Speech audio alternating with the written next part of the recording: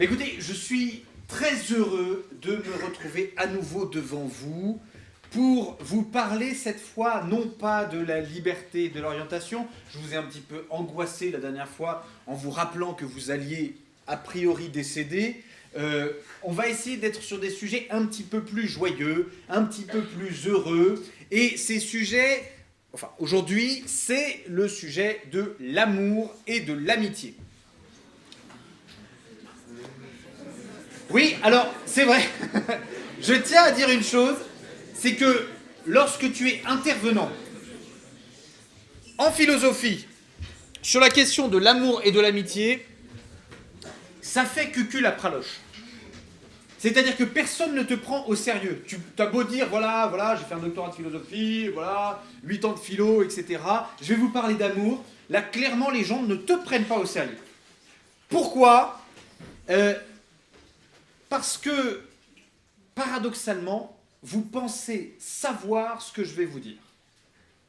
Vous pensez que je vais vous dire que l'amour, c'est bien, et que le pas l'amour, c'est pas bien. Malheureusement, non, c'est pas ce que je vais essayer de faire avec vous. Et surtout, le problème, c'est qu'on pense savoir ce que c'est que l'amour. Qui dans cette salle n'a pas déjà été amoureux? N'a pas déjà... Non, je ne demande pas parce qu'il y a des gens qui lèvent le doigt. Il y a des personnes qui sont surmotivées pour cette conf, tu sais, moi, j'ai jamais été amoureux. Non, justement, c'est pour dire que c'est une expérience assez commune. Être amoureux, avoir des amis, vivre parfois le grand amour. Certaines personnes m'ont parlé de coup de foudre, d'âme sœur, tout un tas de concepts très étonnants sur la question de la relation. Et moi, ce que je vais essayer de faire avec vous, c'est d'essayer d'investir notre raison sur la question de l'amour. D'accord ? Le but, c'est d'essayer de mieux savoir ce que c'est que l'amour. D'accord ? Alors, pour ce faire, il y a plusieurs points de départ possibles. Soit je prenais ma propre expérience en me disant, qu'est-ce que c'est que le sentiment amoureux, en me regardant moi, etc. Ou alors je regardais ce qu'une société peut dire de l'amour. Et c'est ce que j'ai choisi de faire. Alors quand vous devez savoir ce qu'une société pense de l'amour, qu'est-ce que vous regardez premièrement ? À nouveau, rappelez-vous, c'est-à-dire que je ne suis pas un pervers narcissique, vous avez le droit d'échanger avec moi, ça ne pose pas de problème, et votre voisin n'en a rien à faire de la réponse à la question. Donc, je la repose. Comment on fait pour savoir ce qu'une société pense de l'amour ? On lui demande. On lui demande. Si tu croises souvent une société, toi, dans la rue, bonjour société, comment ça va ? Non. Quand tu dis on lui demande, tu veux dire quoi ? On fait des sondages. Tu vas sonder des gens pour savoir ce qu'ils pensent de l'amour. Très bien. Ok, tu veux t'interroger sur ce que pensaient les Égyptiens dans l'Antiquité de l'amour. Tu vas pas sonder les momies, tu vois ? On regarde les écrits. Quels écrits ? Les hiéroglyphes, super. On a le linguiste qui est là. Des hiéroglyphes, ce ne sont pas tout à fait des écrits. Non, attention. Justement, qu'est-ce qu'on va interroger dans une culture ? Qu'est-ce qui parle d'amour ? Quels écrits ? Tu ne vas pas interroger la comptabilité que les pharaons faisaient. Les liaisons, Les lettres. Bon.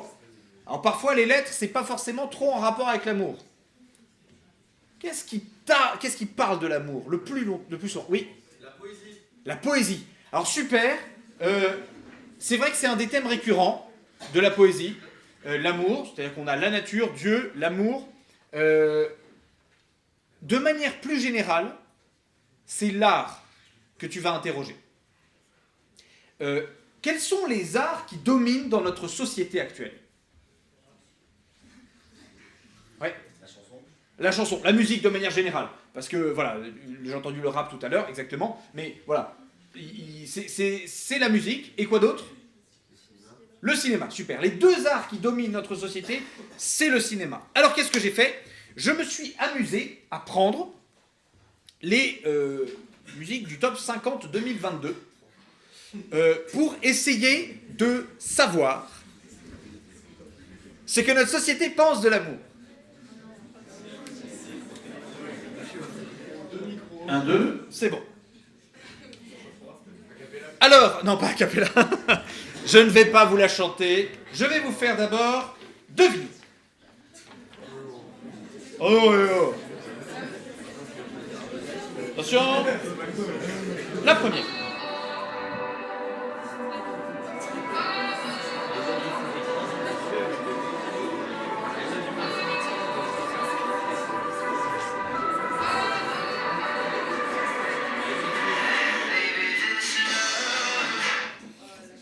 C'est quoi?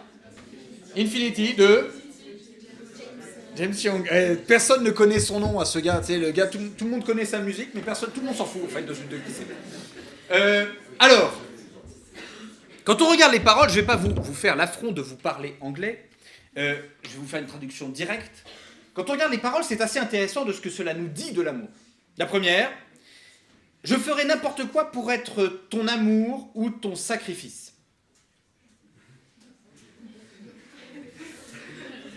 Qu'est-ce qu'il veut nous dire? Quoi? C'est un langage religieux normalement, le sacrifice, donc c'est bizarre. Parce que je t'aime à l'infini. Ok, on comprend. Je t'aime à l'infini. Ok, il le répète parce que je t'aime à l'infini. Donc très bien, il a expliqué 3 fois de suite. Voilà, c'est important. Je t'aime à l'infini. 4e, dis donc, ouais, c'est bon. Retrouve-moi au fond de l'océan.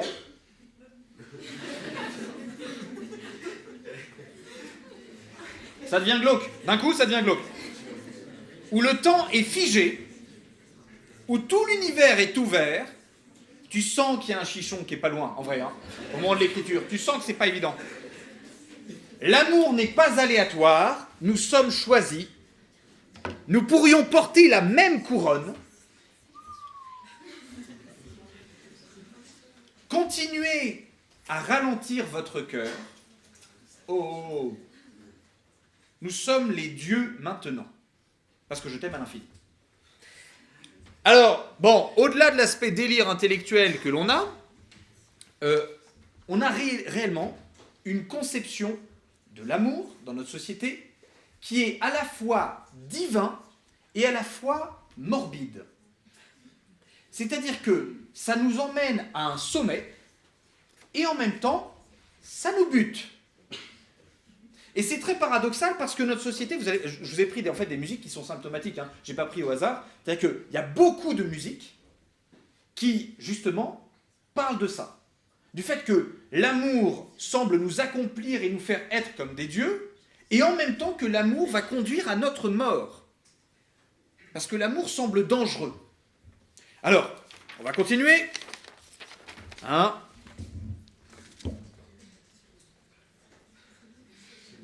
Là, on aborde un autre sujet.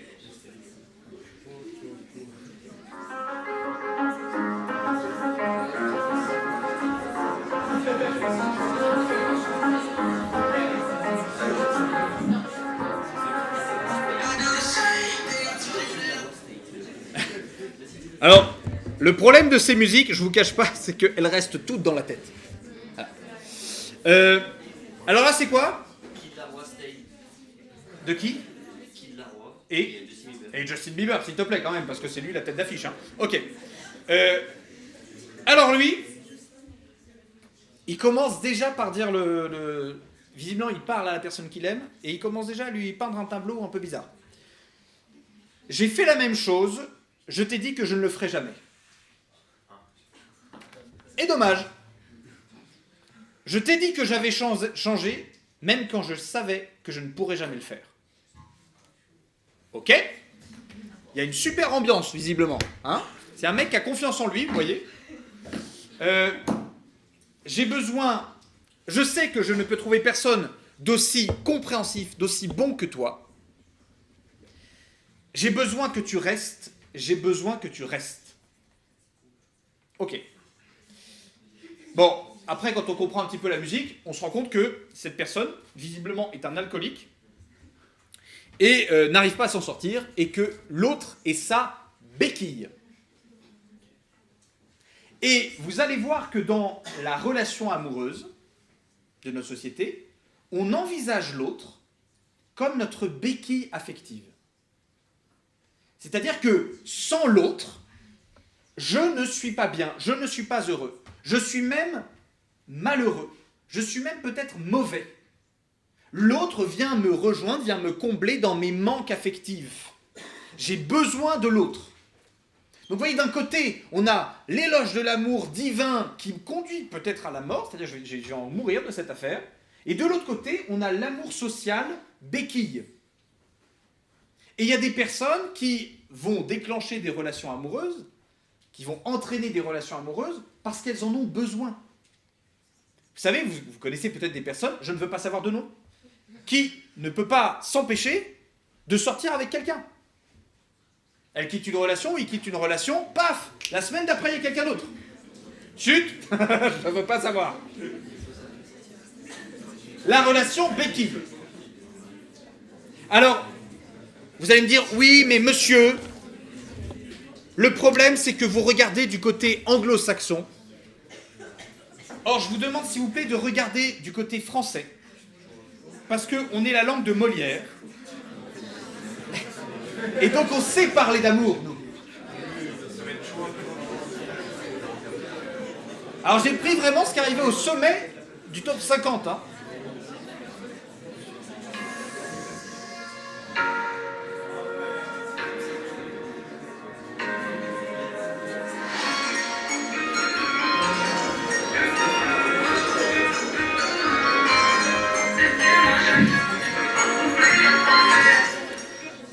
C'est quoi? C'est Clic Clic Pan Pan de Jans.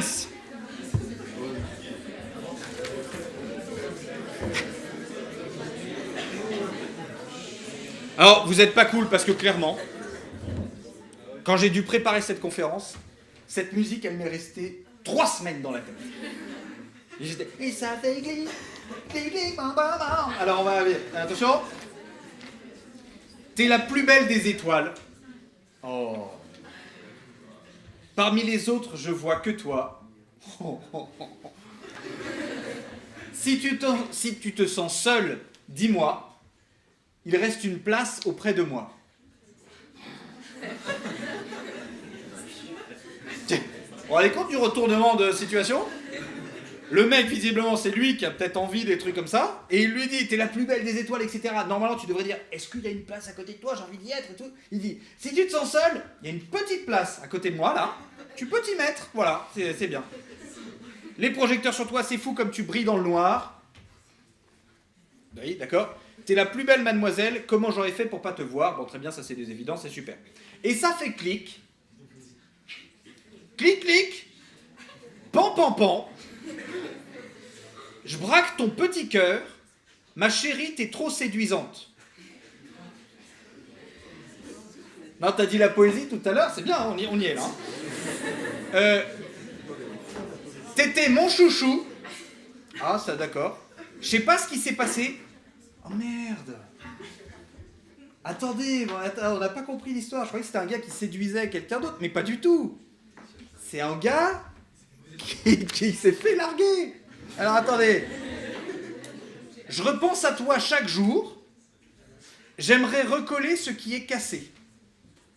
Ok. Donc déjà, voilà, il sent qu'il y a quelque chose qui s'est cassé dans la relation. Voilà, bon, voilà. Tu me dis que c'est fini, qu'il n'y a plus de nous. Je ferais mieux de t'effacer. Ok. Visiblement, c'est pas réciproque la volonté de recoller les morceaux.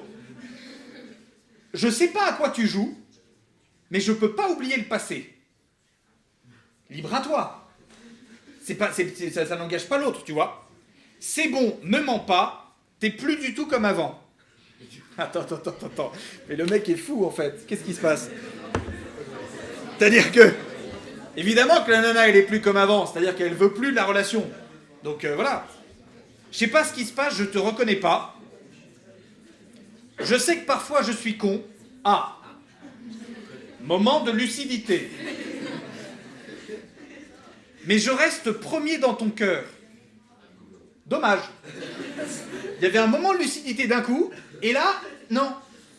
Si les minutes... Alors là, voilà, cette phrase-là, par contre, j'ai mis, je pense, mais 2 bonnes heures, et j'ai demandé à des gens à comprendre ce que ça voulait dire. Et la seule hypothèse que j'ai de compréhension, elle n'est pas du tout top, en fait. C'est si les minutes sont des secondes, je te ferai l'amour pendant des heures.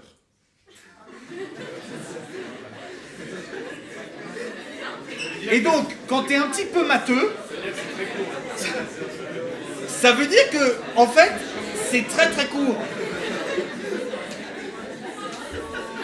C'est-à-dire qu'en fait, le mec est un précoce et se dit, si jamais on envisage la possibilité que tenir quelques secondes, ça vaut des heures, bah pendant des jours.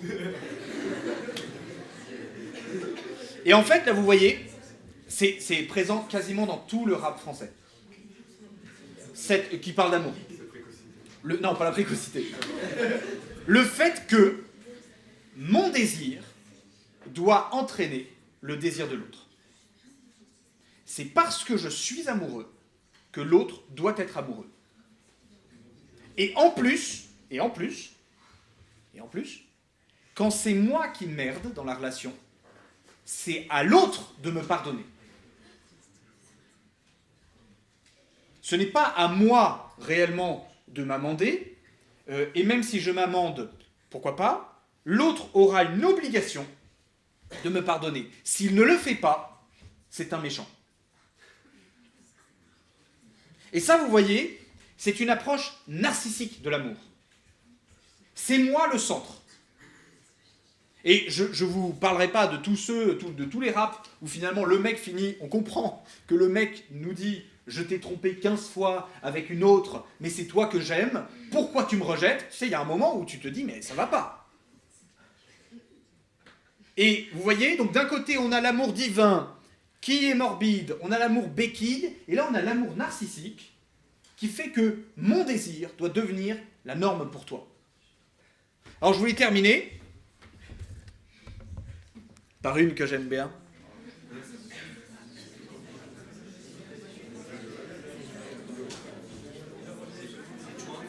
Avant je mettais Imenes, etc., mais là maintenant je fais autre chose.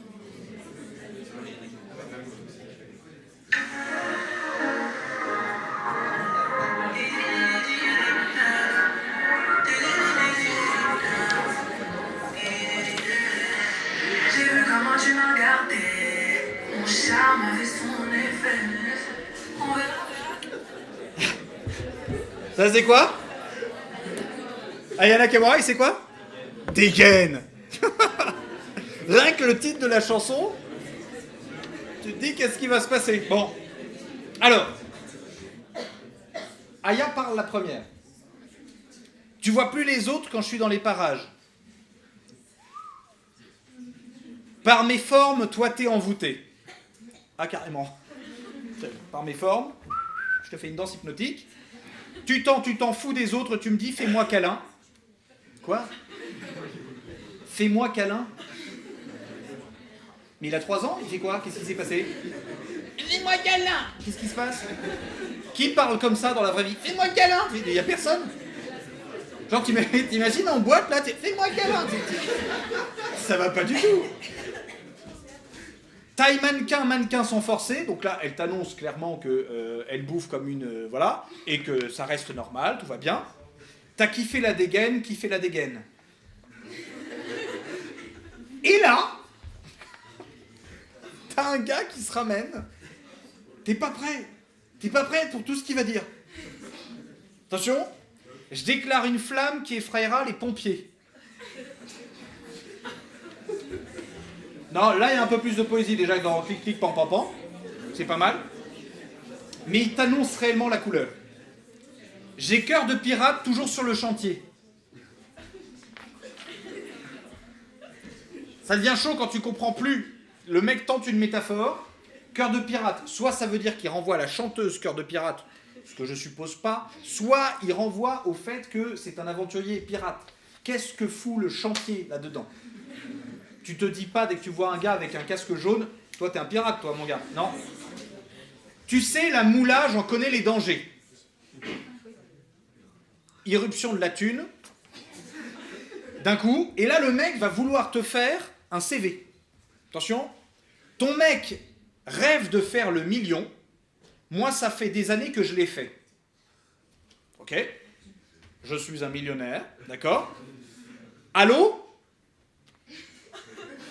Allô? J'ai pris ton numéro chez la cousine des Diallo. Mais on s'en fout, qu'est-ce que tu racontes?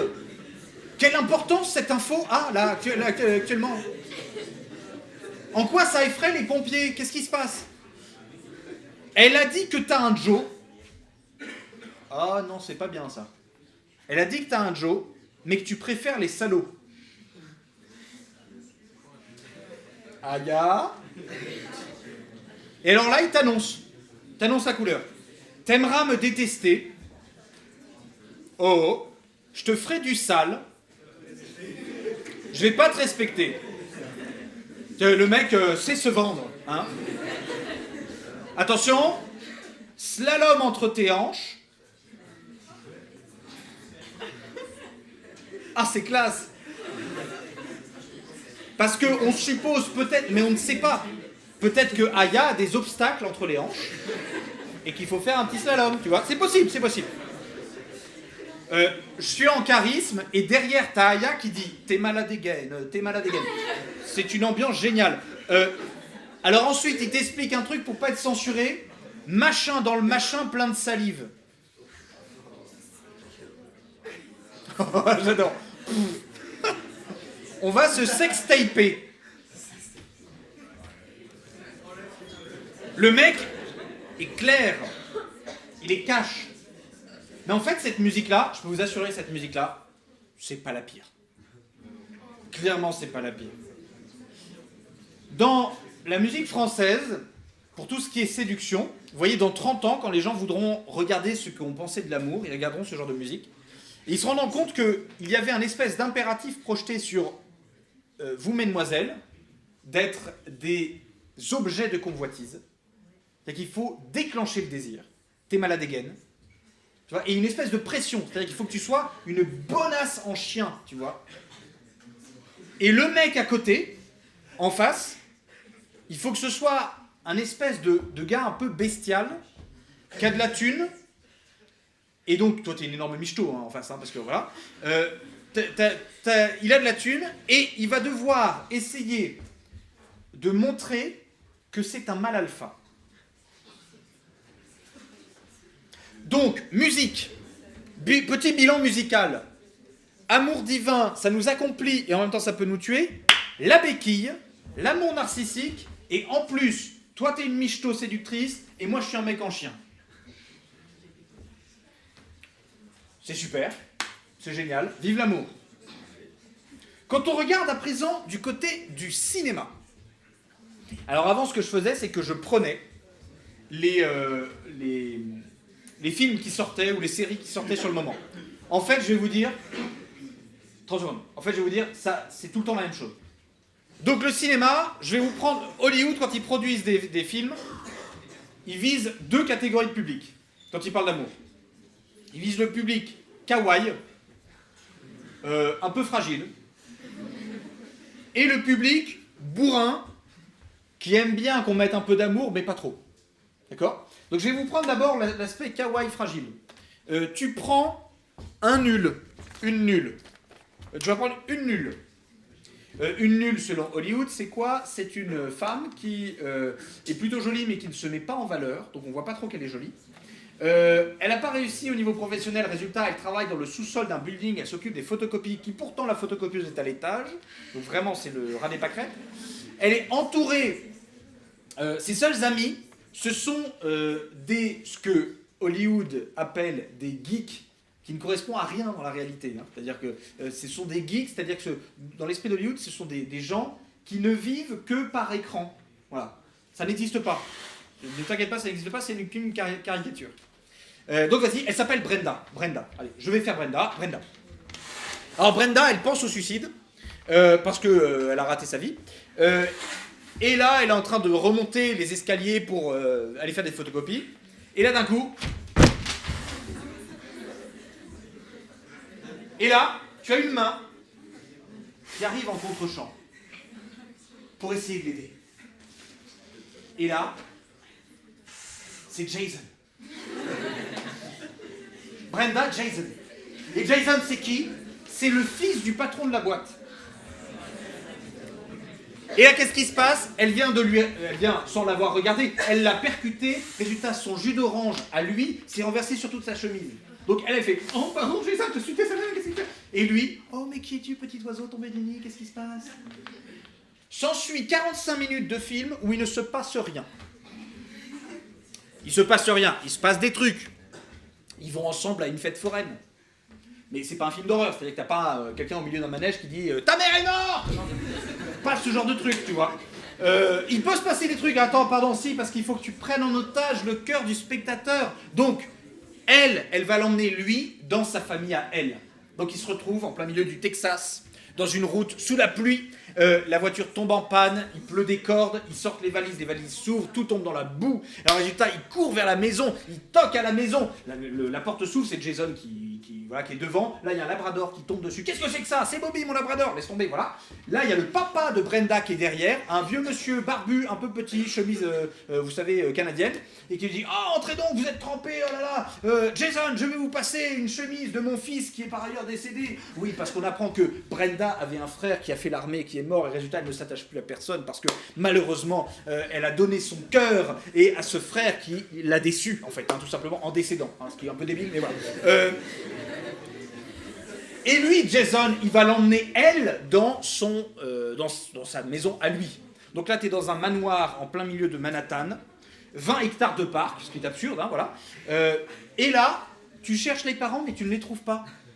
Parce que, en fait, il a été élevé par Benjamin, le majordome. Et donc là, tu te dis, oh, Jason a eu tout, mais il a manqué de l'essentiel. L'amour de ses parents. À ce moment-là, élément perturbateur. Jason, Brenda, la boîte délocalise. Il faut qu'on parte à Saigon. Est-ce que tu m'accompagnes? Mais il y a Bobby, mon labrador.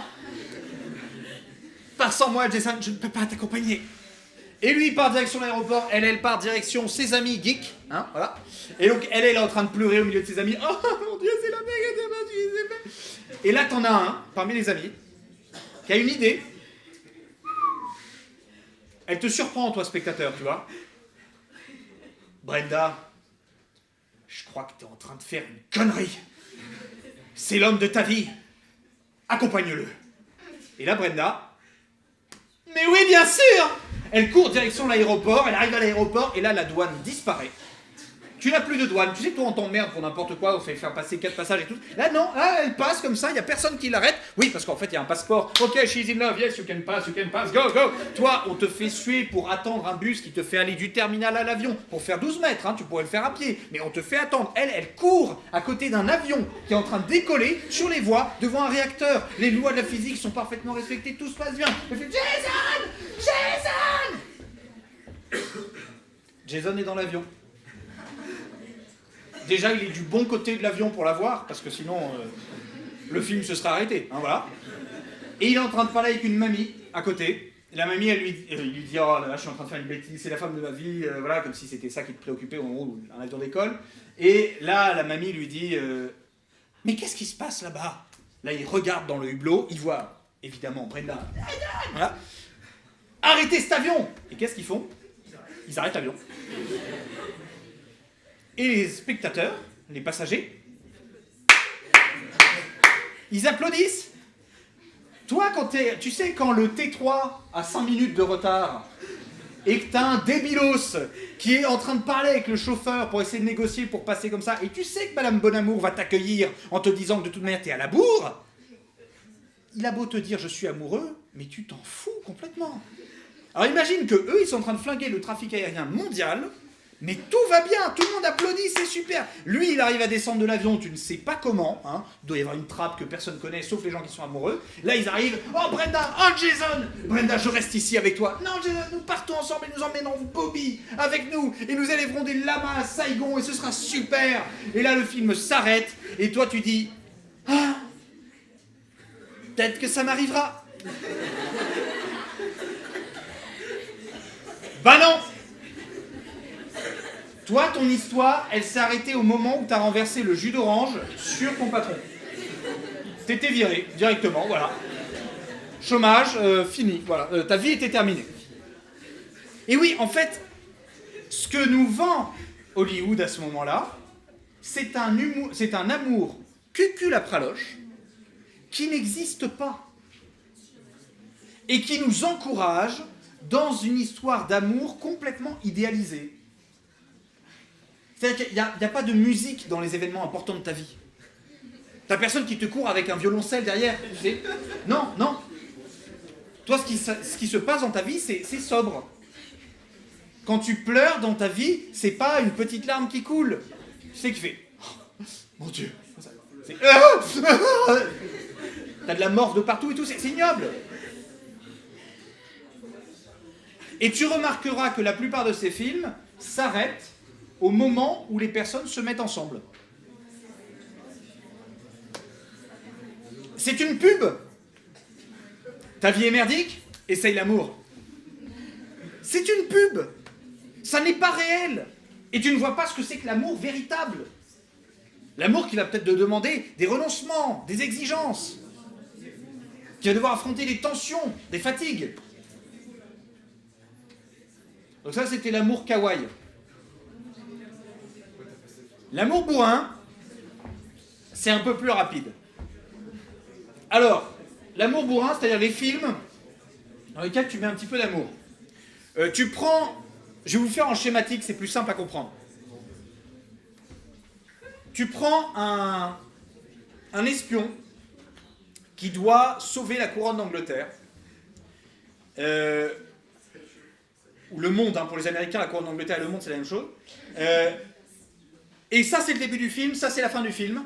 Et je vais vous la faire en schématique. Je suis concentré sur le fait de sauver le monde. Je sauve le monde, je sauve le monde, je sauve le monde. Début du film.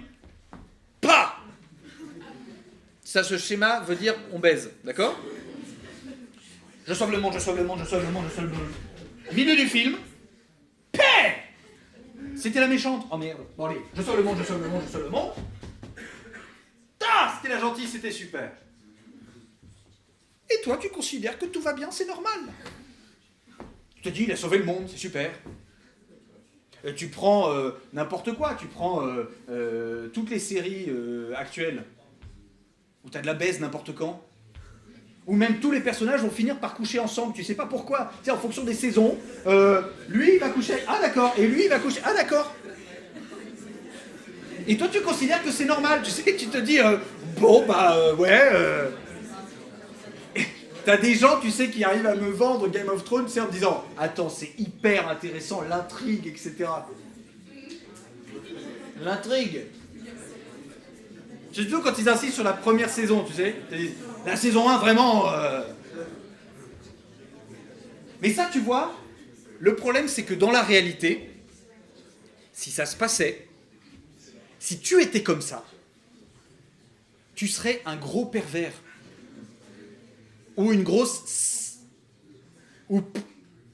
Tu choisis. Tu vois, c'est très important de se rendre compte de ça.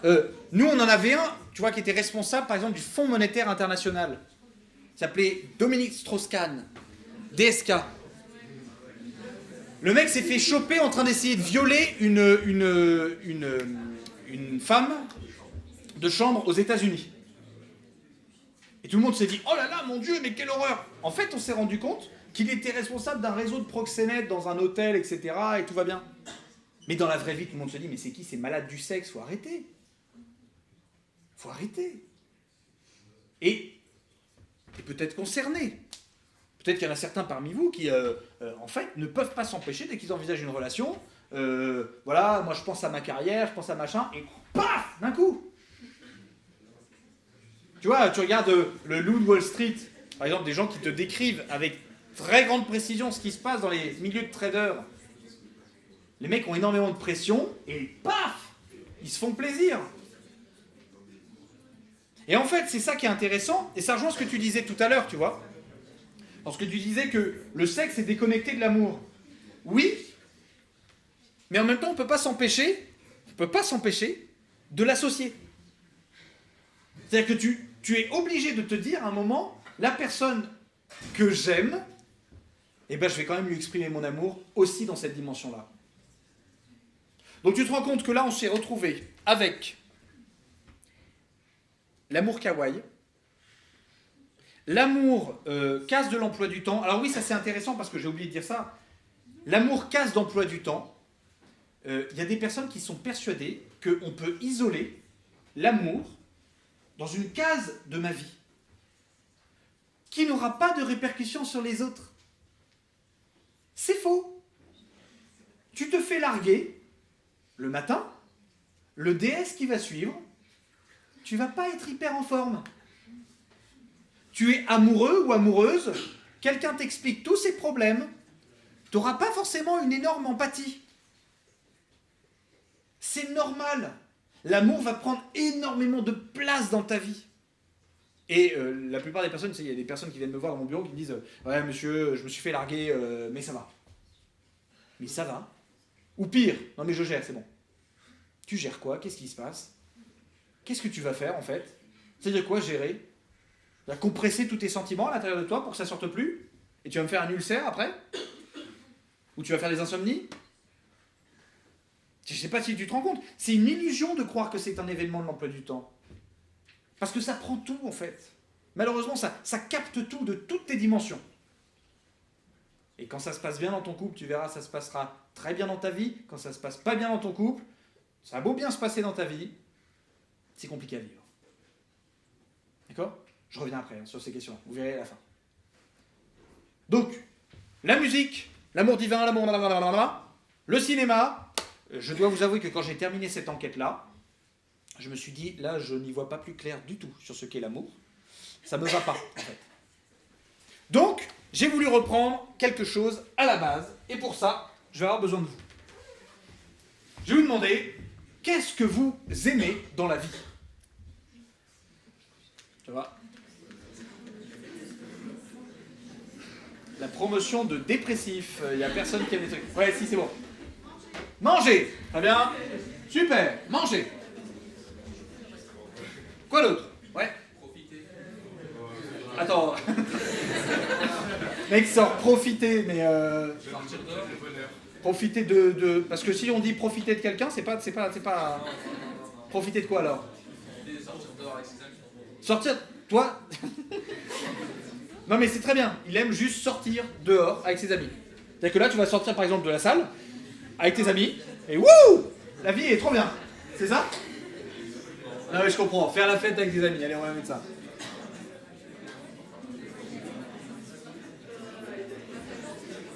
Alors, quoi d'autre? Ouais. Le sport et l'argent. Très bien. Sport, argent. Tiens, heureusement qu'il y a votre pote là qui a commencé à dire, qui a commencé à parler des amis. Parce que le premier truc qui vient, c'est manger, sport, argent. C'est basique. Quoi d'autre? Ouais. Aller au quoi? Le fait d'y aller, ça te fait plaisir. C'est pas le fait d'y être qui te fait plaisir?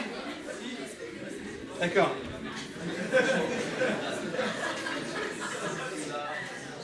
Quoi d'autre? Ouais. Voyager. Quoi d'autre? Ouais. La musique. Quoi d'autre? Attends, pas trop. Ouais. Les jeux vidéo. Quoi d'autre? Ouais. Dormir. Manger, dormir, c'est bien. On les a. Ouais. Comment? Les animaux. Nos amis, les animaux. Quoi d'autre? Ouais. Écrire. Ah oui, d'accord. Juste écrire, voilà, j'aime bien. Écrire.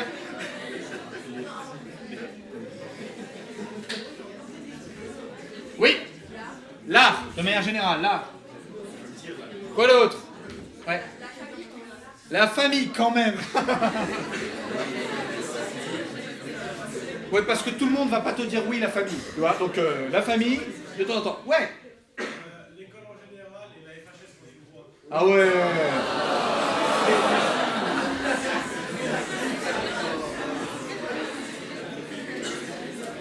Tu sais, c'est pas noté, hein. Tu le sais. L'école. Ok, très bien. Laissez-le tranquille, oui. Les amis. On l'avait un peu dit là, mais on va le remettre là. Les amis. Quoi d'autre? Ouais. Lire. Écrire, lire. Rire. Tu sais, le mec me prend en plus pour un débile, quoi. C'est-à-dire, rire. Ha ha. Tu comprends? T'es macho, écrit. Ouais. Les femmes. Attends, 30 secondes. Attends. Ce que j'aime bien, c'est que t'as très peu de femmes qui ont applaudi. T'as beaucoup de mecs qui ont fait ouais. Juste, les femmes en général. Ah ouais, on est d'accord, hein, d'accord.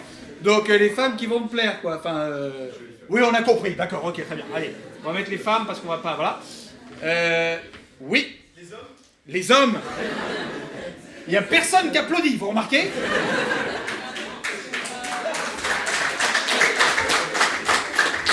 Quoi d'autre? Ouais. Le...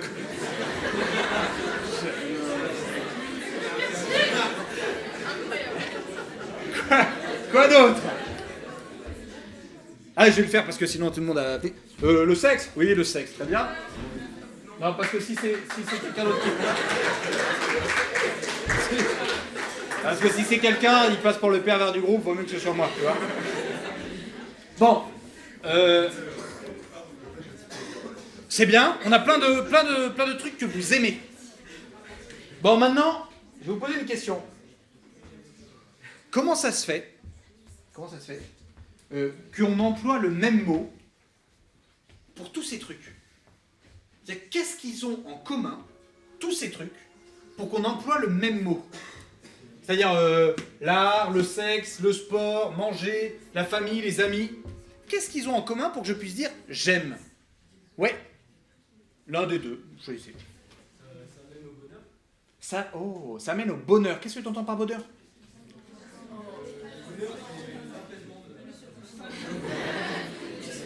L'apaisement de l'âme. Lui-même, il s'est saoulé. C'est-à-dire qu'il l'a dit, l'apaisement de l'âme. Oh, fait chier. Sois plus précis, mais c'est pas mal. Ça mène au bonheur. Ok, ouais. Du plaisir. Du plaisir, très bien. Alors ça, c'était la première hypothèse que j'avais. Je pensais que parce qu'on aimait, ou plutôt, on aimait les choses parce qu'elles nous apportaient du plaisir. Sauf que, eh ben en fait, le problème, c'est qu'il y a des trucs qui t'apportent pas forcément du plaisir et tu continues à les aimer. Et même parfois, parce que tu les aimes, ça entraîne de la souffrance. Tu vois, la famille, par exemple, tu peux aimer énormément quelqu'un et qui malheureusement te fait souffrir.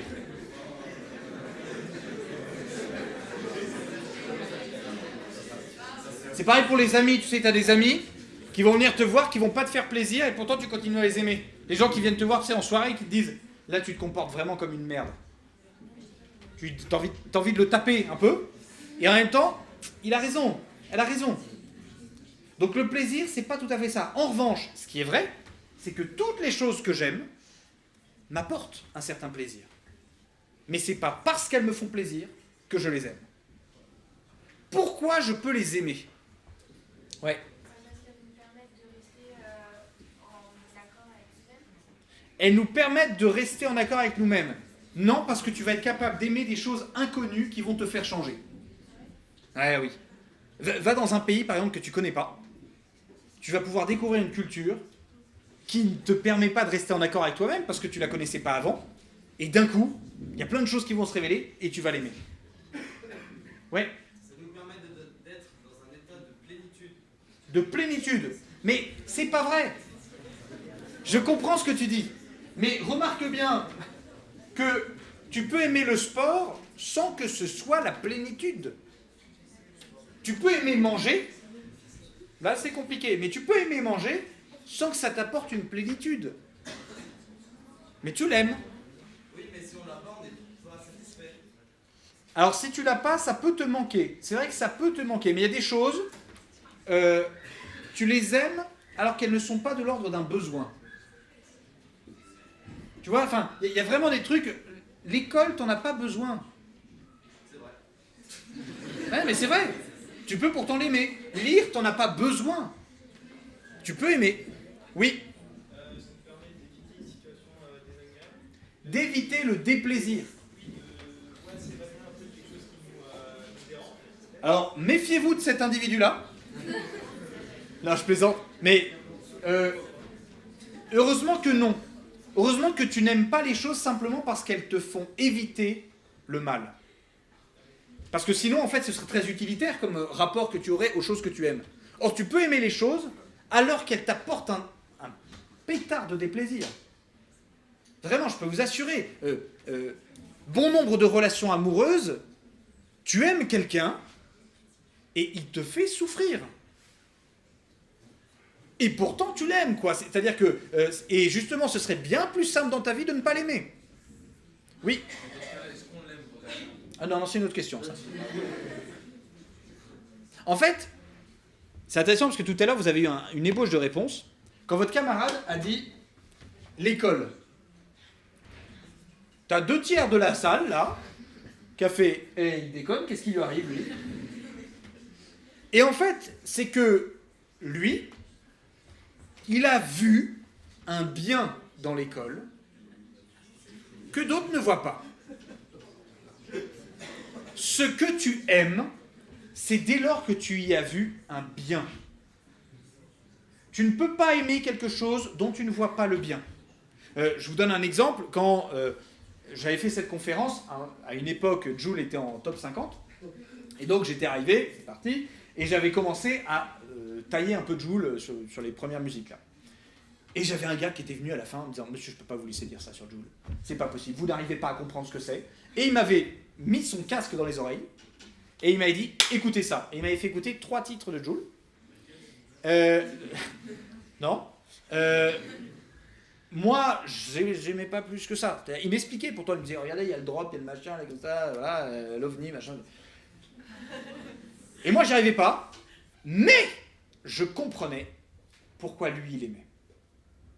Et tu vas remarquer, il y a des personnes que tu ne peux pas piffrer qui ont des amis. Tu peux pas les blairer, tu te dis, mais c'est pas possible, cette personne, elle a des amis. Et en fait, ces amis-là ont vu un bien que toi, t'as pas vu. Et donc, il faut bien que tu comprennes que tout ce que tu vas dire, tout ce en quoi tu vas dire « j'aime », eh bien, c'est quelque chose dont tu as vu un bien. Alors, on a plusieurs manières de voir le bien. En fait, on en a 3. On a 3 fenêtres pour nous permettre de voir le bien. Et donc, c'est 3 fenêtres qui vont nous permettre de savoir ce que c'est que l'amour. Alors là, je sais que... Avant, ce que je faisais, c'est que j'effaçais de manière nulle. Et donc, j'en laissais. Mais il y a des personnes que ça rend complètement fou. Où tu sais, tu fais ça. Voilà, j'ai fini. Et il y a la personne qui va focaliser toute la conférence sur ce petit truc-là. Donc, t'inquiète pas. Il y en a en haut, j'ai vu. Oh là là, les maniaques, là. Merde, voilà. Alors, 3 fenêtres pour voir le bien. La première fenêtre, c'est que nous avons une approche du bien qui est sensible. Ça veut dire quoi? C'est que, contrairement aux autres animaux, nous n'avons pas une expérience sensible qui est complètement immédiate. Notre expérience sensible, elle passe forcément par notre conscience, notre intelligence, etc. Et donc, nous sommes capables de poser un jugement sur notre expérience sensible. On est les seuls du règne animal à être capables de dire, par exemple, « tu es beau, tu es belle ». Les dauphins, par exemple, ne vont pas commencer à se dire « tu es beau, tu es belle ». Ils l'expérimentent. Le géranium ne commence pas en milieu de son pot à se dire « ce soir, les amis, je me mets en rose ». Et t'as le copain à côté qui dit « magnifique ». Non. La méduse, pareil, se dit pas « ce soir, c'est strass et paillettes pour moi ». Et t'as personne qui fait « bravo ». Non. Les êtres humains, par leur conscience réflexive, sont capables de dire « tu es beau, tu es belle ». Être capable de statuer sur le bien sensible. Alors, « tu es belle » a un peu évolué dans notre société. C'est devenu quoi? T'es bonne. Voilà. « Qu'est-ce qui est bon? Ce qui est bon, c'est ce qui se mange. C'est-à-dire qu'il y a une différence entre le beau et le bon, dans la mesure où le bon, c'est ce que je peux ingérer. Parfois, tu as thé fraîche aussi. Le thé fraîche, c'est une métaphore carnassière. C'est de la viande fraîche à bouffer. Je peux te bouffer. Ça n'a rien à voir avec ta température, tu vois. T'es pas, on s'en fout, quoi, que tu sois fraîche. Donc le t'es belle devient t'es bonne. Et donc ça devient un rapport non plus contemplatif, mais un rapport captatif. Bouffant, je mange. Et d'ailleurs, mesdemoiselles, vous le savez, parce que lorsque vous vous faites draguer dans la rue, par des dragueurs de rue qui vont pas vous dire t'es bonne. Ils vont inventer un mot savant. Ils vont dire quoi? T'es séduisante, t'es charmante, tu trouves tout un tas de trucs. Mais ça veut dire t'es bonne. Et tu vas voir que quand tu vas opposer un refus, eh bien, ça va pas être une réaction mature, ça va être une réaction de frustration narcissique. Ça va être, mademoiselle, t'es trop séduisante, t'es charmante, tu me passes en 07. Et ça va, je t'agresse pas. Mais c'est bon. Ça te pue, ouais. Tu passes de bonne à prostituée. Alors que la prostituée, elle, quand tu lui demandes, elle te dit oui. Toi qui réponds non, tu deviens une prostituée. C'est parce que la personne, quand elle te dit tu es bonne, en fait, elle ne te dit pas quelque chose d'objectif, elle te dit le rapport que tu as à elle. Elle t'aurait dit tu es belle, c'était en soi, point, barre, c'est bon. Elle te dit tu es bonne, si tu es bonne pour moi, je peux t'assimiler. Ah, je sais, mesdemoiselles, vous dites il a vraiment trop compris la condition féminine, j'adore ce genre d'intervention, hashtag balance ton porc, voilà. Mais mesdemoiselles, vous faites la même chose avec les mecs. Le t'es beau, il est devenu quoi? Bon, rien. Là, tu parles. Attends d'arriver, tu vas voir. T'es beau, c'est devenu quoi? C'est pas t'es bon. Non. T'es péché, non. T'es trop mignon. Oh, il est trop chou. Oh, il est trop mignon. Oh, chat. Oh là là. Oh, toutou. Oh là là. Vous savez, le rapport que votre copine a avec vous, vous avez l'impression que de temps en temps, elle vous considère comme un enfant de 3 ans, ou comme un petit chaton avec un nœud rose. C'est pas tu es beau, c'est pas objectif. C'est un rapport à nouveau à soi. C'est mon petit chat. C'est mon petit chaton à moi. C'est mon petit truc que je peux avoir, que je peux posséder, que je peux serrer contre moi, que je peux frotter avec mon fond de teint. Et le jour où le petit chaton, il te balance un petit coup de griffe en te disant « tu me casses les couilles ». Quoi? Mais attends, tu me parles pas comme ça, ok? Franchement, je suis une personne humaine. La même frustration. La même frustration. Et ça, vous en faites pas, hein, c'est lié à notre rapport un peu narcissique à l'autre. Mais il y a une grande différence, justement, entre le fait de dire t'es mignon, ou t'es bonne, et le t'es beau, tu es belle. Et d'ailleurs, tu vas voir que, en fonction de la personne qui te dit ce genre de choses, eh ben, ça n'a pas le même impact sur toi. Si par exemple tu arrives le matin et que le matin, ton groupe d'amis te dit oh, t'es hyper belle. Toi tu vas dire merci beaucoup. Intérieurement tu réponds oui je sais. Je ne m'habille pas comme ça. Oui, non mais je sais qu'il y en a qui ont besoin de confiance en soi, qui ont besoin de... Mais la plupart du temps, quand ce sont des personnes qui n'ont pas d'importance pour toi, ça glisse. En revanche, quand tu entends que ta target dit à ses potes « Elle est trop fraîche » extérieurement, tu vas dire, ah, il a dit elle est trop fraîche, franchement, consommation, machin, j'ai vachement compris la conférence. Mais intérieurement, oh, je suis trop fraîche pour lui. Ou pour elle. Pareil, quand t'es un mec, je sais pas, t'es dans les vestiaires avec ton groupe de potes et que t'en as un qui commence à dire t'es hyper beau.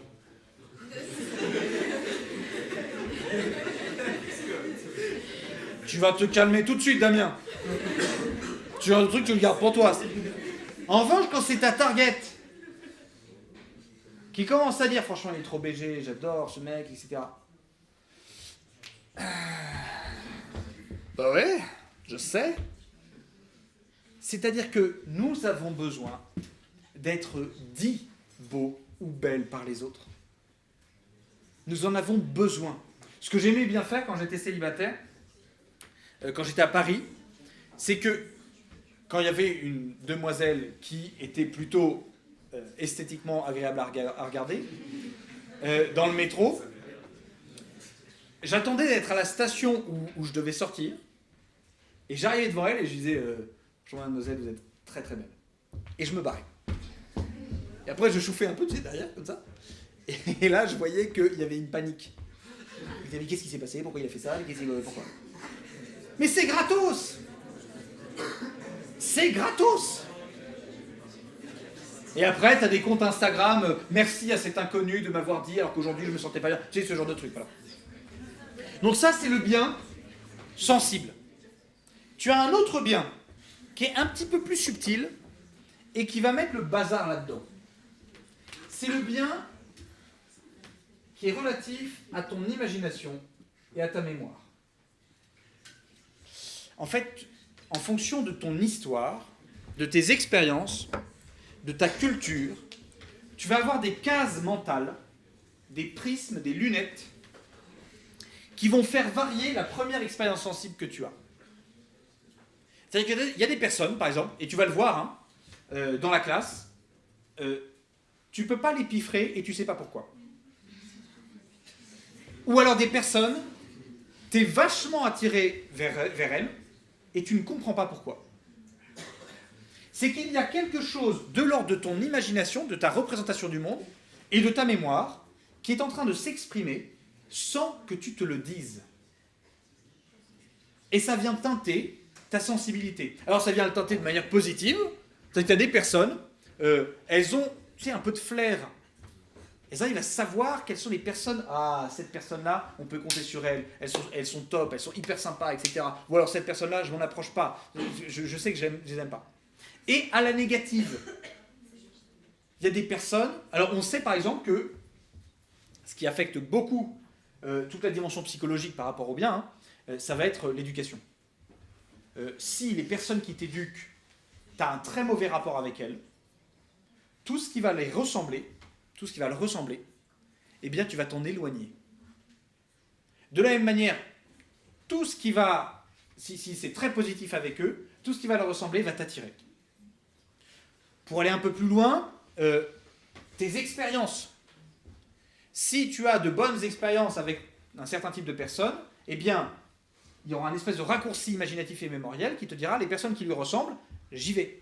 Je vais avec elles. Vous voyez, c'est pour ça qu'il y a des logiques, attention, il y a des logiques de groupe. Tu vois, on se retrouve avec des groupes d'amis qui se ressemblent un peu. Et tu vas aller spontanément vers telle ou telle personne. Parfois, tu vas aller vers telle ou telle personne en réaction par rapport à ton milieu. Tu sais, il y a des personnes qui aiment bien traîner qu'avec des gens avec qui elles n'ont pas l'habitude de traîner ailleurs. Et si on va de plus en plus loin, les expériences traumatisantes, les viols, les agressions sexuelles, les abus, les relations toxiques, tout ça, ça va teinter ton approche du bien imaginatif et mémoriel. C'est-à-dire que, sensiblement, tu es plutôt intéressé ou attiré par des mecs bruns ténébreux, etc. Et sauf que tu t'es fait violer par un brun ténébreux. Et ben, je peux t'assurer que les bruns ténébreux, tu as beau apprécier ça esthétiquement, tu les approches plus de la même manière. De la même manière, tu sortais avec une nana blonde, parce que tu adores les blondes, etc., c'est super, etc. Elle t'a trompé 15 fois, dont une avec ton meilleur ami. Et ben, je peux t'assurer que les blondes, tu as beau aimer ça, et bien peut-être qu'il y a quelque chose qui va te teinter là-dedans. Aujourd'hui, il y a un phénomène propre à notre société qui vient influencer énormément notre approche du bien imaginatif et mémoriel, c'est ce qu'on appelle le porno. Le porno, c'est une activité qui va énormément influencer nos représentations mentales. Il fut un temps où le fait de s'exciter en regardant d'autres personnes qui s'excitaient, c'était plutôt pathologique. Tu vois, c'est-à-dire que la personne disait « Allez-y, faites-le, je regarde », et il s'excitait le pinceau, ou autre chose, tu disais « Il va pas bien, cette personne ». Dans notre société, là, actuellement, tout le monde fait ça devant son ordi. Tout le monde fait ça. Et ce qu'il faut bien comprendre, c'est que ça va avoir un impact énorme sur notre manière d'envisager les choses. Une des premières, je vais vous donner une case mentale qui est intéressante, c'est par exemple l'épilation totale. L'épilation totale, c'est quelque chose qui vient du porno. On le sait, c'est avéré, les sociologues le montrent, etc. Ça vient du porno. C'est-à-dire que le porno a deux exigences. La première, c'est que la caméra doit tout voir, et donc il faut tout épiler. Et deuxièmement, il y a une tendance au jeunisme, c'est-à-dire à montrer des personnes de plus en plus jeunes. Et donc les poils laissent entendre qu'il y a une maturité qui est là, et donc on enlève ça. C'est passé dans la société. C'est devenu une exigence. Une exigence. Et pareil, la performance. La performance, alors, pour les mecs et pour les filles, c'est pas de la même manière. La performance pour les filles, c'est qu'il faut être ouvert à tout type de relations sexuelles, à tout type de pratiques en tant que telles. Si tu le fais pas, c'est que tu es un peu coincé. Mais vous voyez, c'est inconscient. Là, je vous le dis, c'est brut de fonderie. Personne ne va se dire « Ah, si tu le fais pas, c'est que tu es coincé. » Non, non, non. Mais intérieurement, il y a une pression qui est là. Et si je ne me permets pas d'être ouverte à tout un tas de plans possibles sexuels, c'est que je suis coincé. Et les mecs, si je ne suis pas performant, si j'arrive pas à la faire jouir, si finalement je dure pas longtemps, si finalement j'en ai pas une énorme, je parle du sexe, et bah, c'est que je suis une merde. Il y a une pression en fait qui est là. Et qui vient exclusivement du porno. Il faut que vous vous rendiez compte de ça. C'est des choses dont on n'avait même pas idée avant que le porno arrive de manière énorme. Alors le porno en plus, j'en parle un petit peu franchement, parce que c'est un drame. C'est un drame, non pas la pratique du porno, bon bah voilà, c'est une manière un peu triste de se faire du plaisir, mais voilà, c'est comme ça. Moi je parle du côté des acteurs. C'est un peu un drame, parce que vous voyez, pour faire un film de 6 minutes, non, faire un film de 20 minutes, on va prendre 20 minutes, il faut entre 1 jour et 3 jours de tournage. Un film de 20 minutes, c'est 1 jour ou 3 jours de tournage. Vous imaginez bien qu'il n'y a personne qui peut durer pour les mecs en érection pendant 3 jours. Ça n'existe pas. Même toute une journée, même une demi-journée en érection, parce que ça devient de la pathologie, sinon, hein, il faut aller voir, faut consulter un médecin si ça vous arrive. Et pour les femmes, il y a une fragilisation des muqueuses, en fait, à force de pratiquer ce genre de trucs. Donc les mecs sont obligés de s'injecter un produit en fait directement dans la verge pour pouvoir, ou prendre certaines substances, pour pouvoir être en érection tout le temps. Il faut savoir que l'éjaculation masculine est souvent filmée au tout début, parce que c'est ce qui arrive le plus vite. Et après, tout le reste n'est que du factice. C'est-à-dire que le mec n'éprouve aucun plaisir, et même se fait plutôt mal. D'accord ? Donc ils sont obligés de prendre des antidouleurs, etc. Pour les femmes, c'est un peu plus compliqué, parce que la fragilisation des muqueuses, notamment entre l'anus et le vagin, va entraîner la possibilité d'une déchirure, en fait, entre les deux, et une descente d'organes. Vous savez, parce que quand vous faites une double, triple pénétration, quand vous faites ce genre de truc, eh bien, ou alors en grand écart, en position complètement absurde, etc., eh bien, mine de rien, ça vient fragiliser. Donc il y a un cabinet médical qui est sur tous les plateaux où vous tournez les films pornographiques. dans le but de devoir recoudre au dernier moment, si jamais il y a besoin. Et vous voyez, le problème, moi ce qui me gêne en tant que philosophe, c'est que ces personnes-là, certes elles l'ont choisi, etc., mais ça je m'en fous, mais on jouit sur eux. C'est nos esclaves en fait. Ils se font mal, et nous on se fait plaisir sur le fait qu'ils se font mal. Et je trouve ça terrible. C'est-à-dire que c'est comme les gars d'Amazon, tu sais, où pendant Noël, ils n'ont même pas la possibilité d'aller pisser et ils doivent empaqueter plein de cadeaux. Tu sais, tu les rends esclaves pour avoir ton cadeau de Noël. Ben là, c'est pareil, tu les rends esclaves pour te faire plaisir. Et ça, en fait, moi, ça me désole parce que, évidemment, je sais très bien qu'on n'a pas du tout cette pensée-là quand on regarde un film porno.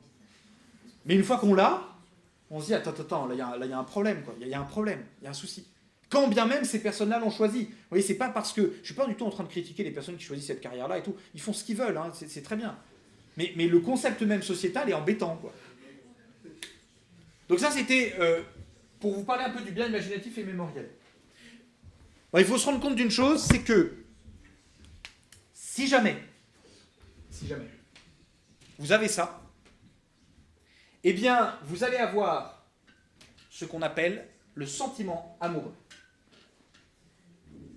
C'est-à-dire que s'il y a quelqu'un qui se ramène dans votre vie et qui correspond sensiblement à ce que vous aimez et de manière imaginative et mémorielle à vos cases, là, vous éprouvez le sentiment amoureux. C'est-à-dire que ça vous tombe dessus. Vous n'avez pas le choix. Que vous soyez déjà marié, en couple, que vous soyez vieux, jeune, malade, on s'en fout.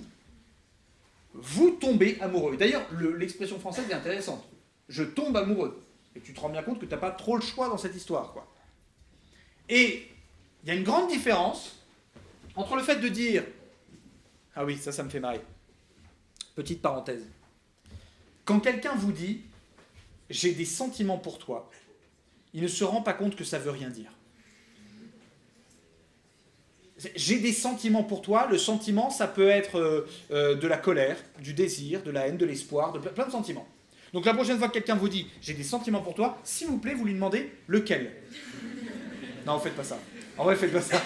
Faites pas ça, c'est l'horreur. La personne a déjà pris sur lui de venir vous voir. C'est lequel. Arrête. Voilà. Donc il y a une différence entre dire « j'ai des sentiments pour toi » et le fait de dire « je t'aime ». La langue française est passionnante parce qu'elle est étonnante. Je t'aime, si vous le mettez seul, ça veut dire plus que si vous dites « je t'aime beaucoup ». Tu sais, quand tu vas au kebab, tu dis « vous voulez de la sauce ?» Oui, beaucoup. Il t'en met beaucoup. Quand tu dis « je t'aime beaucoup » à quelqu'un, ça veut dire moins que « je t'aime ». C'est-à-dire que quand tu dis à quelqu'un « j'ai des sentiments pour toi » et l'autre te répond « oui, je t'aime beaucoup », c'est dommage. C'est friendzoné d'un coup, tu vois. Pareil, je t'aime bien. Je t'aime bien, t'es dans le jus de poubelle, tu vois. Là, allez, c'est fini. Parce que il y a une vraie différence. Et d'ailleurs, c'est une panique complète quand t'envoies un texto, t'as envie d'envoyer simplement « je t'aime beaucoup » et le « je t'aime » part d'abord. Oh, purée! Beaucoup, bien, voilà. Ce qui est intéressant, tu vois, quand je le dis « j'ai des sentiments pour toi », sentiments pour toi, le « toi », il est à la fin. Tu constates quelque chose. Tu dis « oh bah tiens, ah bah j'ai des sentiments pour toi, dis donc. J'ai pas le choix, c'est comme ça, c'est factuel. » Quand tu dis à quelqu'un « je t'aime », là t'es engagé. Tu t'engages intérieurement. Voilà pourquoi il y a des couples qui sortent ensemble et qui ne se sont toujours pas dit « je t'aime ». Parce que pour l'instant, ils surfent sur le fait que l'autre correspond à un bien sensible, imaginatif et mémoriel, mais ça les fait flipper d'engager quoi? Un bien qui est différent parce qu'il engage la volonté et l'intelligence. donc ma liberté, ma responsabilité, etc. Et alors pour vous le faire comprendre, je vais vous demander un petit exercice.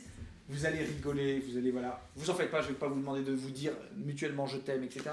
Je vais juste vous demander de regarder votre camarade le plus proche. Ah, c'est super drôle parce qu'il y a plusieurs catégories de personnes. Et je le repère en fait là en regardant un petit peu. Il y a la première catégorie, c'est des personnes qui ont notamment perdu des proches. C'est-à-dire que quand je leur dis la personne est unique, la personne elle fait ouais je sais. Et tu as ceux qui n'ont absolument pas conscience de ça, qui disent ah t'es unique, je suis unique, on est unique, c'est super. Pourquoi c'est important? C'est que la personne, elle est réellement unique, ça veut dire qu'il n'y a personne qui peut la remplacer. Non, mais c'est important de se rendre compte de ça. C'est-à-dire que quand tu as perdu un proche, tu t'en rends bien compte. C'est-à-dire que tu as perdu ton frère, c'est pas parce que tu en as 3 autres que ça va bien. C'est pas le cas. Tu as perdu ton frère. Quand tu t'es fait larguer par quelqu'un, tu t'es pas fait larguer par un random. Tu t'es fait larguer par cette personne. Et cette personne, je vous pose la question, elle est unique depuis quand? Depuis combien de temps? Allez-y. Ouais. Depuis qu'on l'a rencontrée? Non, c'est pas toi qui fais en sorte qu'elle est unique. Oui. Depuis qu'elle... Alors, il y a 2 choses de ce que tu as dit. Depuis la naissance. Ça, c'est souvent ce qu'on dit, ce qui est débile. Je vous explique juste, hein, parce que il n'y a pas dans le vagin de votre maman un processus qui va faire en sorte que la bouillabaisse que vous étiez va devenir au moment de l'accouchement quelqu'un, tu vois. C'est pas une pâte à modeler qui se fait former d'un coup, tu sais, et voici Damien, non. C'est depuis, en fait, la rencontre entre les 2 gamètes qui donne un code génétique unique. Un code génétique unique. Pour avoir travaillé un petit peu avec des personnes qui avaient vécu des fausses couches, vous ne dites pas à quelqu'un qui a vécu une fausse couche, t'inquiète, t'en auras d'autres. Car la personne, elle n'est pas dans la perspective de se dire je vais avoir d'autres enfants, il me faut des enfants, c'est pas ça. Elle sait que l'individu au code génétique unique, il est plus là. Donc il y a quelque chose qui ne sera pas là et qui ne sera pas remplaçable. Et quand tu dis je t'aime à quelqu'un, tu ne désignes pas le bien sensible ou le bien imaginatif et mémoriel seulement, mais tu désignes aussi son unicité, le fait que c'est telle personne. Tu vois, quand on te pose la question, qu'on te dit pourquoi t'aimes telle personne, si tu commences à répondre parce qu'elle est blonde, parce qu'il est blond, parce qu'il est gentil, parce qu'il est intelligent, parce qu'elle est douce, parce qu'elle est drôle, parce qu'elle est tout ce que tu veux, t'es encore là-dedans. Et en fait, il y aurait plein de personnes qui pourraient être comme ça. En revanche, dès lors que tu es en panique parce qu'on te dit pourquoi tu l'aimes, et que tu dis parce que c'est elle, parce que c'est lui. Là, tu es là-dedans. Et ce truc-là vient assumer les 2 autres. C'est-à-dire que, évidemment, le fait d'aimer l'autre pour son unicité, ça prend en compte le sentiment amoureux. Mais ça va un petit peu plus loin. Et d'ailleurs, ça va te faire dire des choses complètement absurdes. J'ai déjà entendu ça, des personnes qui me disent « Moi, j'adore quand il se met en colère. » Non, la personne ne te dit pas qu'elle... La personne ne te dit pas qu'elle aime les gens qui se mettent en colère. C'est pas une psychopathe, tu vois. Mais parce que c'est cette personne, oui, elle aime. Ou alors, d'autres personnes qui disaient « J'adore quand tu me regardes comme ça. » L'important, c'est pas le regard de la personne. L'important, c'est la personne qui regarde. Et en fait, le « je t'aime », comme il met le T au centre, il va faire varier quelque chose. Quand tu aimes quelqu'un, et c'est présent un peu dans l'amitié, tu vas te rendre compte que ton bonheur, vous aviez parlé du bonheur tout à l'heure, ton bonheur va petit à petit, de manière un peu absurde, se transformer et va prendre en compte le bonheur de l'autre. C'est-à-dire que tu vas te mettre à éprouver de la joie au bonheur de l'autre. Dans l'amitié, vous le voyez, tu sais, quand il y a des personnes, je donne cet exemple, il y a des personnes qui arrivent et qui disent oh, « j'ai eu mon permis ». Tu as tous les intéressés, tu sais, qui disent « yes, trop bien, on va pouvoir aller en soirée ». Puis tu as d'autres amis qui ne sont pas intéressés et qui disent « Ouais, trop bien, c'est super !» C'est pas eux qui ont passé le permis. Ils s'en foutent en soi. Mais non, parce que justement, le « je t'aime » fait que le bonheur de l'autre devient le mien. Et donc il y a un double acte dans l'amour, dans le sentiment amoureux et dans le « je t'aime », c'est que être avec l'autre, ça me met dans la joie, ça me fait plaisir, ça déclenche en moi tout un aspect passionnel génial, mais en plus le fait que l'autre soit heureux ou heureuse, ça déclenche en moi un bonheur. Et par amour, tu vas te mettre à faire des choses qui sont complètement absurdes, quand tu regardes de manière objective. Moi, vous voyez, il y a 6 ans, je sortais avec une jeune demoiselle. Oui. Et là, je me rends compte que je l'aime, que je suis évidemment amoureux d'elle, et je me dis, j'ai envie de me marier. Alors là, une première chose t'arrive dans la tronche, c'est pourquoi ? Pourquoi tu veux te marier ? Tout se passe très bien, qu'est-ce que tu veux faire ? Qu'est-ce qui se passe en fait ? Pourquoi tu veux faire ça ?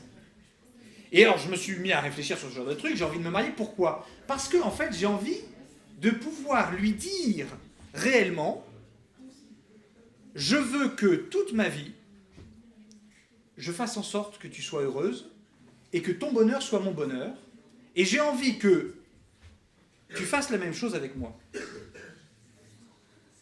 C'est-à-dire que tu passes toute ta vie à me rendre heureux et que mon bonheur fasse ton bonheur. Donc, je dors pas pendant un mois, je décide le 2 janvier, pas le 1er janvier, parce que le 1er janvier, j'étais pas hyper frais, mais le 2 janvier, nous étions dans l'ouest de la France, au Croisic, sur la côte d'Amour, le bord de plage, etc. Et là, je décide de faire ma demande. La panique. C'est-à-dire que, en plus, spontanément, je fais quelque chose, je fais ça. Premièrement, première chose, quand tu fais ça, tu peux plus feinter. Tu peux pas faire « Eh non, je m'étirais les adducteurs, c'est bon, voilà, ça... » Tu peux pas faire ça. Ouais, ah oui, voilà, mais oui, j'aurais dû penser au lacet, mais bien sûr. Bref. Donc, tu fais ça, pourquoi tu te mets à genoux ? Non, tu te mets à genoux devant... Tu te mettais à genoux, c'est un geste un peu religieux, devant 2 personnes. Dieu, si t'en as un, et le roi. Pourquoi ? Parce que ces 2 choses peuvent te buter. Non mais en vrai, c'est que tu te mets à genoux, tu te mets en dessous en signe d'humilité, parce que ta vie, ils peuvent en disposer, comme ils veulent. Et en fait, quand tu te mets à genoux devant la personne que tu aimes, pour lui demander si elle veut bien t'épouser, eh bien tu lui fais comprendre que là, tu vas mettre ta vie dans la balance. Et l'expérience, et on rejoint, vous voyez ce qu'on avait vu dans la musique, l'expérience, c'est que l'amour te rend vulnérable. Ma femme, je sais qu'elle peut me buter. Alors physiquement, ça évidemment, mais même, elle peut me buter intérieurement. Elle sait quels sont mes points de vulnérabilité. Elle me connaît parfaitement. Elle sait ce que j'aime, elle sait ce que je n'aime pas, etc. Je lui ai tout ouvert. Et donc tu te mets à genoux en lui disant, alors écoute, voilà, donc tu lui fais tout un speech, etc. Alors elle te voit se mettre à genoux. Je l'avais coincée, elle avait la mer derrière elle. Elle ne pouvait pas bouger. À moins de partir dans la... Mais elle s'en foutait, enfin, l'océan, en janvier, pas évident. Donc voilà. Et elle, en fait, elle reçoit ça. Est-ce que tu veux que, voilà, mon bonheur soit ton bonheur, voilà, etc. Et elle doit répondre oui ou non. Si elle répond un peut-être, c'est foiré. Déjà, c'est nul, c'est pas bien. Donc c'est oui ou c'est non. Elle a répondu oui. Et là, s'en est suivi. Vraiment, on était stone. C'est-à-dire qu'on marchait sur la plage avec l'impression de planer complètement. Parce qu'il s'était passé quelque chose d'hyper important. C'est-à-dire que quand on s'est marié, il s'est passé quelque chose, c'est que on a fait en sorte que nos bonheurs soient liés et nos malheurs soient liés. Quand ma femme est triste, c'est compliqué pour moi d'être heureux. C'est normal. C'est-à-dire qu'on a attaché nos cœurs. Mais de la même manière que, voilà, il y a un cercle vertueux. Moi, par exemple, certains soirs, je rentre du boulot, je suis vénère, parce que j'ai passé une sale journée. Ma femme rentre du boulot aussi, et elle est hyper contente. En plus, j'ai la chance, parce que j'ai une femme qui est stellaire, donc elle est contente tout le temps. Donc voilà.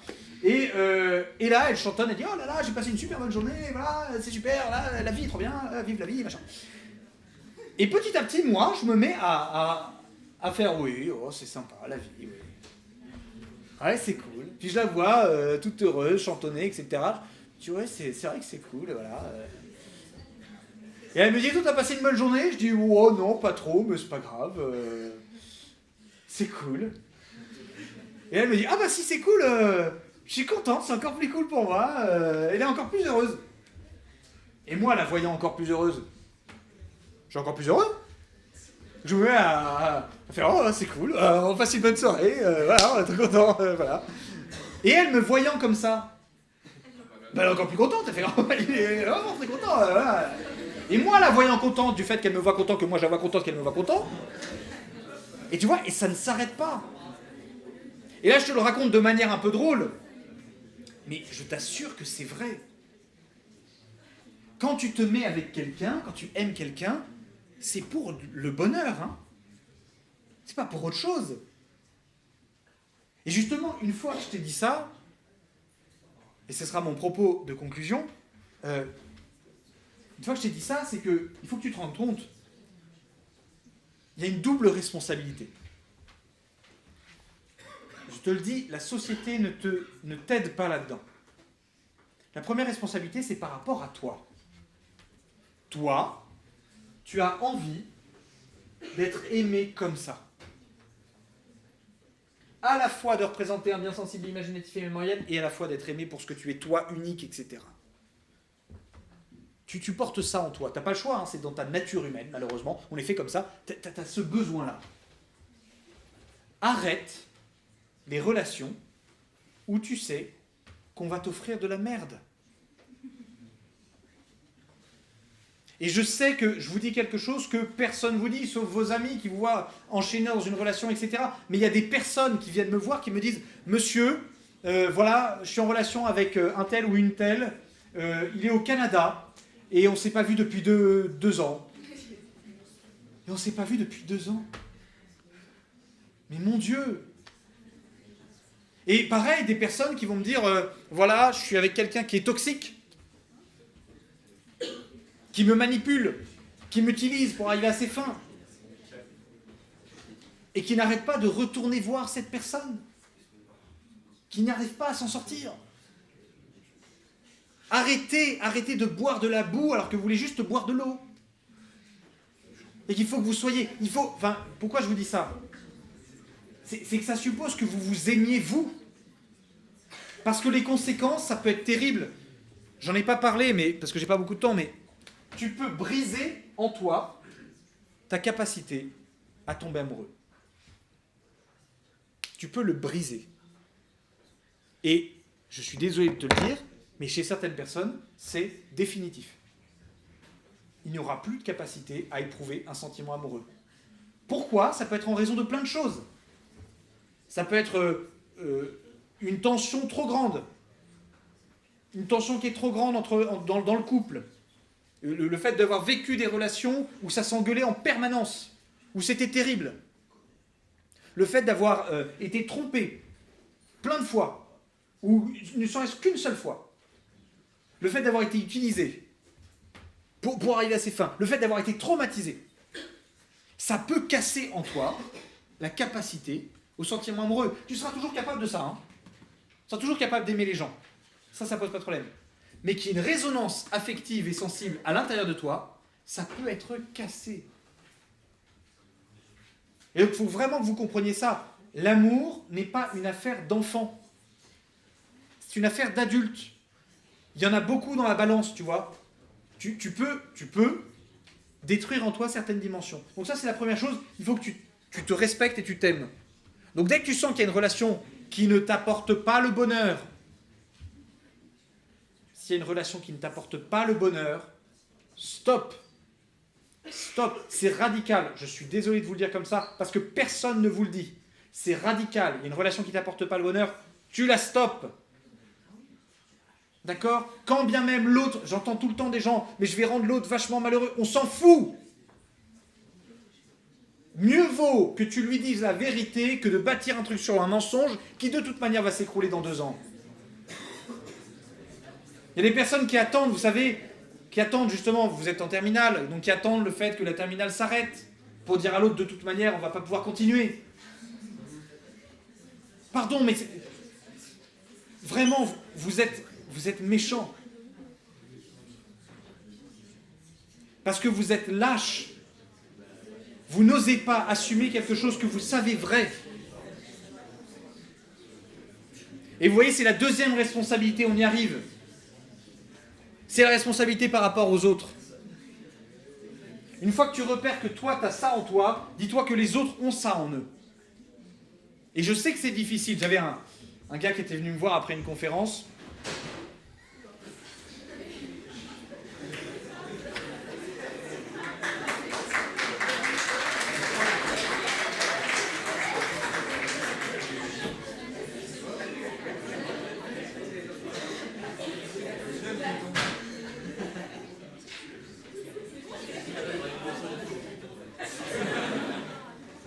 Les propos renversants. Une personne qui était venue me voir à la fin d'une conférence, il avait déjà assisté à la conférence l'année d'avant, et il était revenu me voir parce qu'il savait que je la faisais. C'était à Aulnay-sous-Bois, un lycée qui était très sympa, mais Aulnay ça peut craindre un peu. Et le mec 1m80 sur 1m80 qui m'attendait à la fin, qui était comme ça, casquette, qui m'attendait comme ça. Tout le monde s'en va, il reste que lui et moi. Je dis, ça va bien se passer. Je vais le voir, et il me dit, ouais monsieur, ta conférence, merci, c'est bien. Juste une chose, juste après ta conférence, moi j'ai eu une soirée l'année dernière, et il y avait une nana qui était bonne, qui était belle, bref, merde, voilà, et qui m'a chauffé toute la soirée. Et il s'est dit, bah, je vais pouvoir en profiter, etc. Au moment où il commence à y aller, il y a un petit moi qui apparaît sur son épaule, et qui lui dit, n'oublie pas que cette personne, peut-être que dans le fond, elle a envie d'être aimée comme ça. Est-ce que tu es prêt à lui offrir ça? Et donc lui, sans sommation, dit à la nana qui est toute proche de lui, etc., dire, c'est pas ce que tu veux. J'étais pas hyper délicat, et il s'est fait pourrir par la nana devant tout le monde. Ils ont dit, mais bien sûr que c'est ce que je veux, connard, bouffe, vas-y, je suis là. Oh! Et en fait, ce mec a commencé à dire non, je veux pas. Et il m'a dit, j'aimerais bien que tu dises ça pendant tes prochaines conférences. Que tu dises que parfois, ça nous demande de renoncer à la facilité. Il m'a dit, c'était tellement simple pour moi d'y aller. Et je me suis dit, mais ce gars, déjà, c'est un chevalier des temps modernes, bon, clairement. Et en plus, il avait parfaitement conscience que la personne, elle aspirait à autre chose. Peut-être pas, parce qu'elle voulait juste une relation d'un soir. Ouais, non mais consciemment, évidemment qu'elle voulait qu'une relation d'un soir. Mais dans le fond, pourquoi elle voulait ça? Parce que sa vie, c'était de la merde. Quand tu veux juste te contenter de la vie de l'amour de merde, bah, c'est que ta vie, c'est nul. Non mais c'est vrai, c'est-à-dire... Non mais ta vie est tellement pourrie que tu te contentes du pas grand-chose. Mais dans le fond, elle a peut-être envie de ça. Et alors, justement, comprenez bien que dès lors que vous allez aimer l'autre, vous allez lui donner la possibilité de montrer ce qu'il est. Parce que sous le regard de l'amour, vous n'avez pas honte de vous montrer. Je vous donne un exemple qui était... J'ai commencé mon enseignement, enfin, j'ai commencé à enseigner le latin. Horrible. Ouais. Et en plus, j'étais le plus nul, moi, en latin de ma promotion. Et en fait, c'est un de mes responsables d'année qui m'a appelé, qui m'a dit, on a un cours à vous proposer. Je dis, yeah, c'est un cours de philo, super, comme ça. J'arrive dans son bureau, il me dit, on a pensé à vous pour le groupe des nuls en latin. Et là, j'ai fait, attendez, voilà. Donc moi, j'avais un cours d'avance sur les étudiants qui travaillaient. Hein, donc je révisais à chaque fois avant le truc. Et il y a un des étudiants qui vient me voir et qui me dit, monsieur, je suis nul en latin. monsieur, je suis une merde. J'ai dit oui, c'est vrai. En latin, c'est vrai. Il avait 4 de moyenne, donc j'ai dit oui, c'est vrai, oui, vous êtes pas très bon. Il me dit non, mais pas qu'en latin. Le latin, c'est révélateur de ce que je fais, quoi. Donc là, j'ai posé mon stylo, et je lui ai dit, alors écoutez, on va remettre les choses à leur place. Le latin, c'est une langue morte. D'accord ? Vous faites marrer toute la promotion. Vous faites des blagues en permanence, vous êtes le comique du... Ça, c'est de la vie. C'est ça, la vie. C'est ça qu'il faut cultiver. Et dis-vous que c'est ça qui est important. Ça a changé 2 choses. Simplement cette phrase-là. Ça a changé 2 choses. La première, c'est que, déjà, il a doublé sa moyenne. Passé de 4 à 8. C'est pas mal, déjà. Hein. Et la deuxième chose, c'est qu'à chaque fois qu'il faisait une blague, il se retournait vers moi en faisant ça. Parce qu'il avait compris que j'avais vu ce bien-là. Et donc il n'avait pas honte de me montrer ça. Alors imagine bien que quand tu es aimé pour tout ce que tu es, tu n'as pas honte de te révéler. Et tu peux enfin être ce que tu dois être. Et si vous êtes ce que vous devez être, vous mettrez le feu au monde entier. Merci de m'avoir écouté.